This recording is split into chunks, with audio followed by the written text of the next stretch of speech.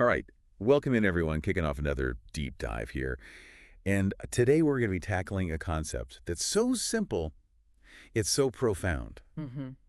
It really has the potential to completely change how we view and respond to, well, honestly, any interaction we have with a I child. think that's right. Yeah. And this idea comes from some research that I've been really digging into lately, and it can be summed up in this really powerful statement. Okay.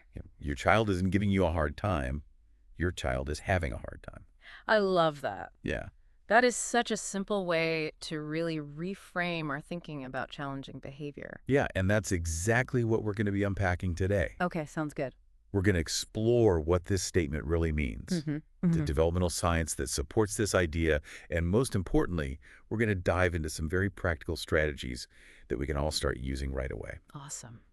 The goal here is to help everyone move away from that feeling of frustration, which, let's be honest, we all experience All sometimes, right, right? absolutely. Oh, And towards a place of deeper empathy and connection with the kids in our lives. I love it. I'm ready to dive in. Yeah, so let's just jump right into the heart of this concept. Okay. When a child is acting out, whether it's a full-blown tantrum in the middle of the grocery store, Right. refusing to get dressed, Oof. or just that constant whining that can really wear you down, Okay. our first instinct, and I know I've definitely been here, is often to think, Mm-hmm. why are they doing this to me? Right. Like, why are they choosing to be so difficult? Absolutely. Yep. But this new perspective, this idea that we're talking about, it's all about asking a completely different question. Okay. Instead of, why are they doing this to me? Right. We should be asking, what is making this hard for them right now? Yes. Yeah. That is the question, isn't it? Yeah, and I think it's such a huge shift It is. because it really moves us away from seeing the child as being deliberately defiant or manipulative. Oh, for sure. And instead, it helps us to see their behavior as a signal that they're struggling with something. Mm-hmm. And that something could be a whole range of things, right? Absolutely. Yeah. It could be an emotion that just feels too big for them to handle. Right. It could be that they're having trouble communicating what they need, Mm.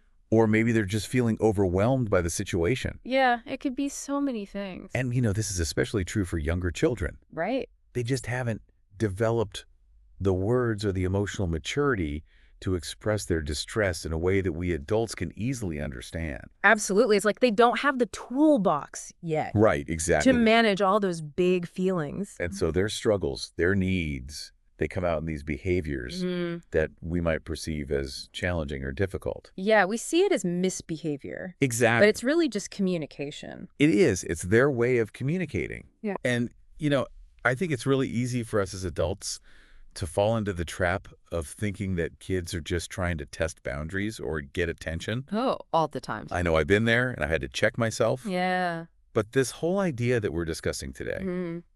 it's all about taking a step back Mm. and really considering what might be going on beneath the surface. Yes, looking deeper. To kind of help make this idea a little more relatable, I want you to think about a time when you were having a really rough day. Okay. Yeah. Maybe you had a stressful meeting at work and then you came home and everything just seemed to go wrong. Oh, I can picture it. The internet's not working, dinner burned, Mm. and suddenly you just find yourself snapping at your partner or your kids. I've been there, Yeah, we've all been there. for sure. Now imagine in that moment, Mm-hmm. instead of someone recognizing that you're having a tough time and offering some understanding or support, Right.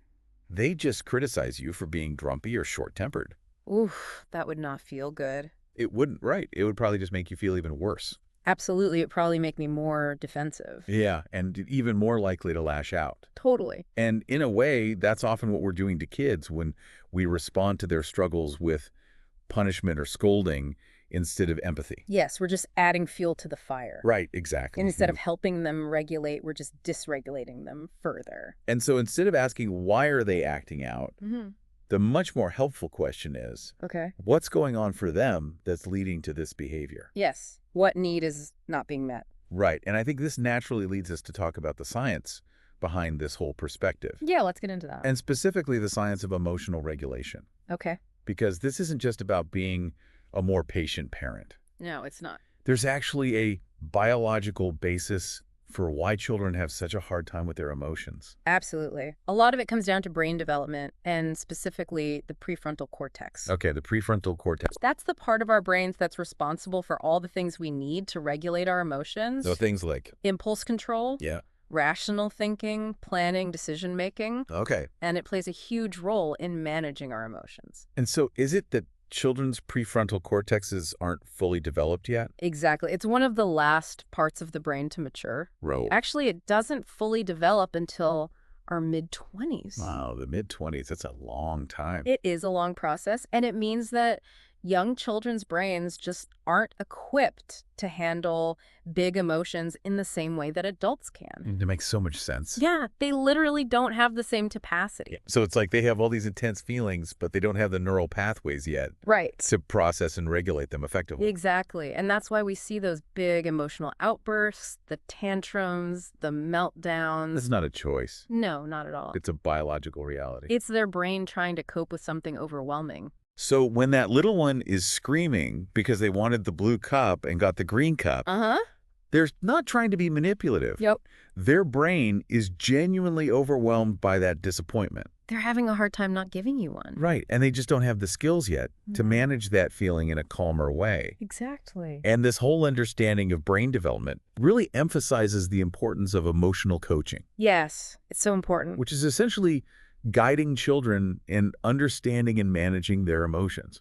It is. And it's our job as the adults in their lives to help them build those skills. Right, because they can't do it on their own yet. No, they need us to teach them, to model it for them. So knowing all of this, how can we as adults respond more effectively? Yeah. Right. How do we put this into practice? Right, because it's one thing to understand the why, Mm-hmm. but when you're in the middle of a meltdown, it's the how that really matters. Absolutely. Yeah. We need strategies. We do, and I think it's important to acknowledge that it's incredibly difficult to not react with our own frustration when a child is having a hard time. Oh, it's so hard. It's natural to get triggered. It is, but the first step, and often the most challenging one, is to pause and try to regulate our own emotional response before we even react to the child. Take a breath. Find your calm.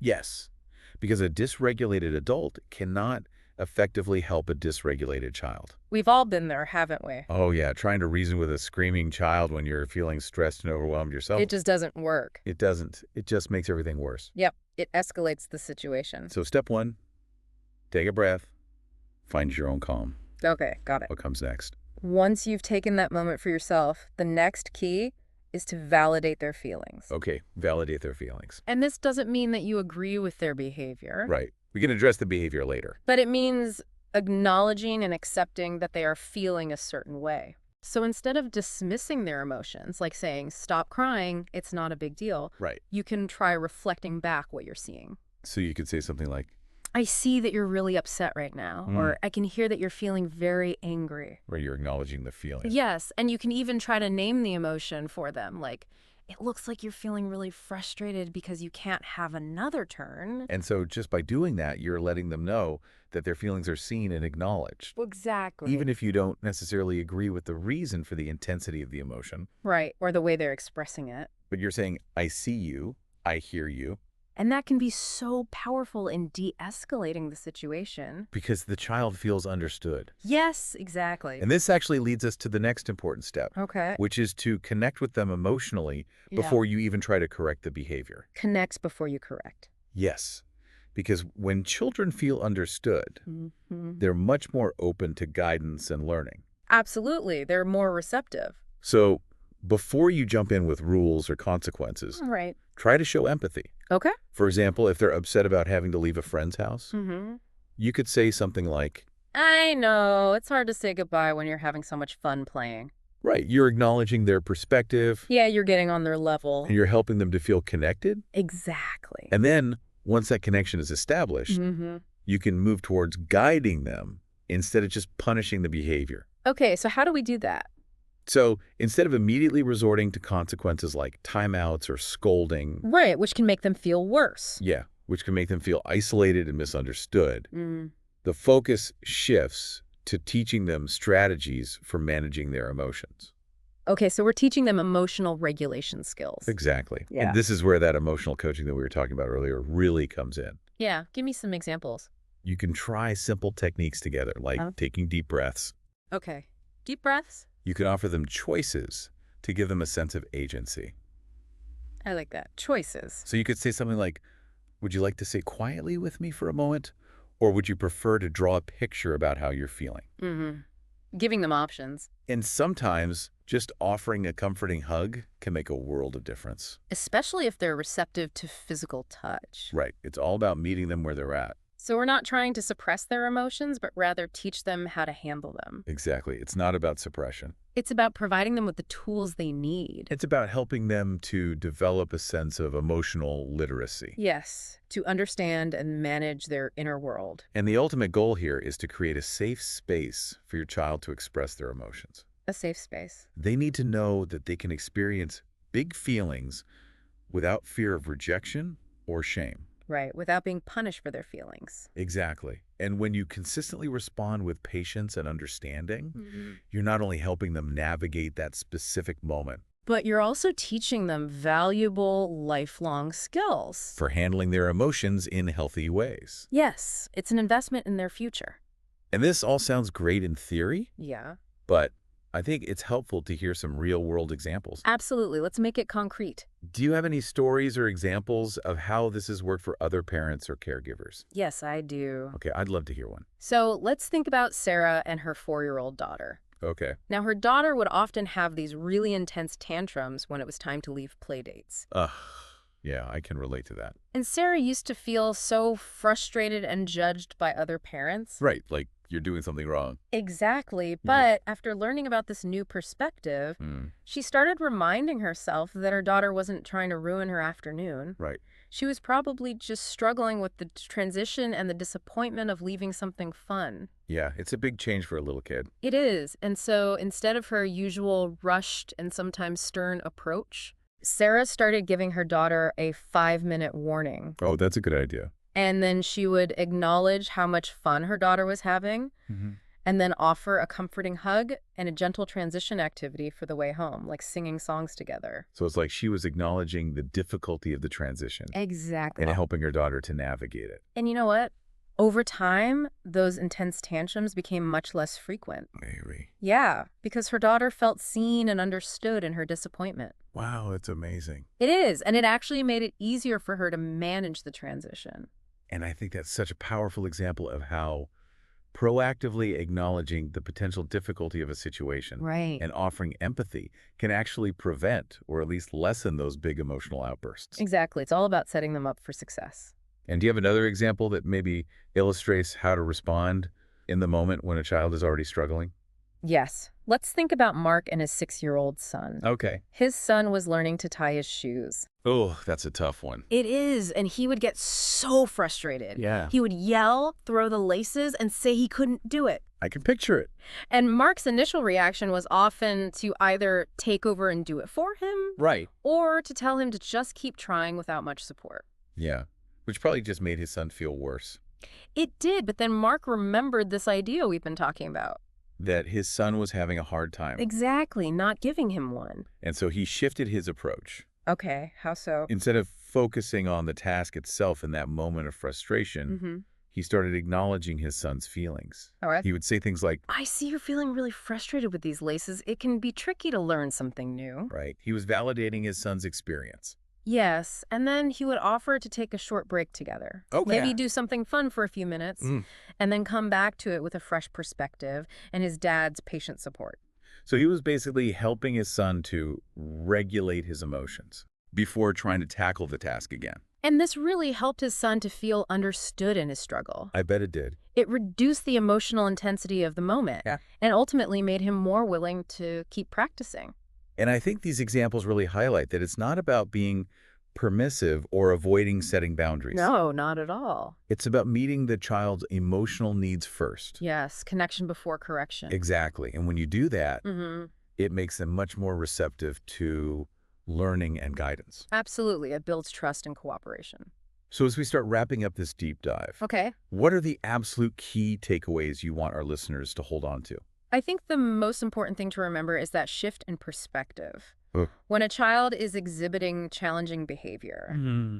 it's likely a sign that they are struggling with something. Right. Not that they're intentionally trying to make your life difficult. They're having a hard time not giving you one. Exactly. And also keep in mind that emotional regulation is a developmental process. It's a skill that takes time to learn. Yes, and children need our patient guidance and support to develop these abilities. And our calm presence during those intense moments can be so helpful. It can really help them co-regulate. And finally, always prioritize connection before correction. Yes, that's so important. When a child feels seen, heard, and understood, Mm-hmm. they're much more likely to cooperate and learn Absolutely. It creates a foundation of trust. than when they feel judged or punished. Exactly. It's about building a relationship rooted in understanding and empathy. Which creates a more secure and nurturing environment for children to thrive. So, to close out today's deep dive, here's a final thought for everyone to really consider. Okay. If we all consistently approach those challenging moments with children as indicators of an internal struggle, Mm-hmm. how might this change not only our individual relationships with the kids in our lives, Right. but also our broader societal understanding of child development and discipline? It's a big question. It is. But I think it's worth asking. Yeah, what if empathy and understanding became our default response? It would change everything. It would foster greater emotional resilience and stronger connections from the very beginning. It would create a more compassionate world. And I think that's a really powerful thought to hold on to I agree. as we continue on this journey of interacting with children. Absolutely. So thank you all for joining us for this deep dive. Thanks for having me. It's been great having you, It's been a pleasure. and we'll see you next time. See you then.